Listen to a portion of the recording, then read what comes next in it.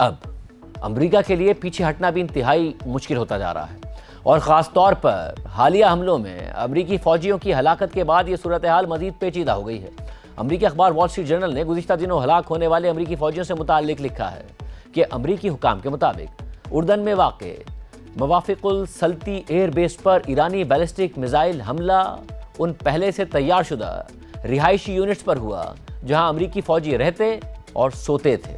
امریکی حکام کے مطابق گزشتہ ہفتے 24 گھنٹوں کے دوران اس ایئر بیس پر 3 الگ الگ میزائل حملے کیے گئے۔ ان حملوں میں امریکی فوج کے فضائی اور میزائل ڈیفنس یونٹ سے تعلق رکھنے والے 2 فوجی ہلاک ہو گئے تھے۔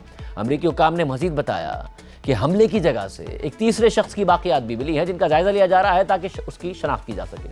یہ حقیقت کہ 3 بیلسٹک میزائل امریکی فضائی دفاعی نظام کو عبور کرنے میں کامیاب رہے اس بات کو ظاہر کرتی ہے کہ خطے میں تعینات تقریباً 50,000 امریکی فوجیوں کو ایسے ایرانی حملوں سے محفوظ رکھنا ایک بہت بڑا چیلنج ہے، کیونکہ ایران کے پاس اب بھی بڑی تعداد میں بیلسٹک میزائل اور ڈرونز موجود ہیں۔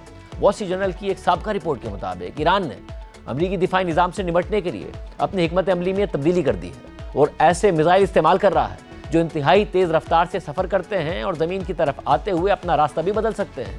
دوسری جانب ایران نے سوشل میڈیا پر سیٹلائٹ تصاویر جاری کر دی ہیں جن کے بارے میں اس کا دعویٰ ہے کہ ان میں ایئر بیس کو پہنچنے والا نقصان دکھایا گیا ہے، جس میں ایک رہائشی علاقہ بھی شامل نظر آتا ہے۔ ایسے میں امریکی فوجیوں کی ہلاکتوں کے بعد امریکہ میں اس جنگ پر بحث شدت اختیار کر گئی ہے۔ اگرچہ ایران نے بار بار میزائلز اور ڈرونز کے ذریعے اس مصروف فوجی اڈے کو نشانہ بنانے کی کوشش کی، لیکن امریکی حکام نے اب تک ایسا کوئی ثبوت جاری نہیں کیا جس سے یہ ثابت ہو جائے کہ ایران نے جان بوجھ کر فوجیوں کی رہائش گاہوں کو بڑے پیمانے پر جانی نقصان پہنچانے کی نیت سے نشانہ بنایا تھا۔ ایسی رہائش گاہوں کو کنٹینرائزڈ ہاؤسنگ یونٹس کہا جاتا ہے۔ امریکی حکام کے مطابق موافق السلطی ایئر بیس پر ہونے والے 3 میزائل حملوں میں سے پہلے حملے کے دوران میزائل کے ٹکڑے بیس کے جم پر گرے۔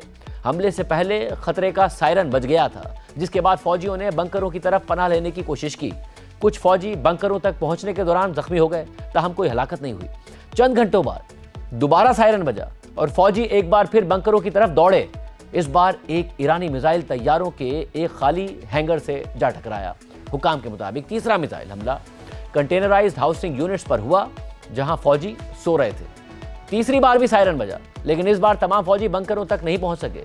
پینٹاگون نے ہلاک ہونے والے 2 امریکی فضائی دفاعی اہلکاروں کی شناخت فرسٹ لیفٹیننٹ ٹائلر فیہان اور پرائیویٹ ایزابیلا گونزلیس کے طور پر کی ہے۔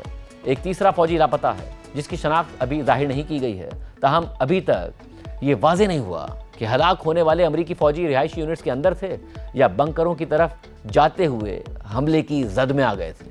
اردن میں ایران کا یہ مہلک حملہ حالیہ دنوں میں وہاں موجود امریکی فوجی اڈوں پر کیے گئے متعدد حملوں میں سے ایک تھا۔ موافق السلطی ایئر بیس پر حملوں کے علاوہ ایران نے گزشتہ ہفتے کنگ فیصل ایئر بیس کو بھی نشانہ بنایا جہاں امریکی فوجی بھی تعینات ہیں۔ وال اسٹریٹ جرنل کی سابقہ رپورٹ کے مطابق ایرانی افواج نے اردن کے ایک اور فضائی اڈے پر بھی حملہ کیا جس میں امریکی فوج کے کئی بلیک ہاک ہیلی کاپٹرز کو نقصان پہنچا تھا۔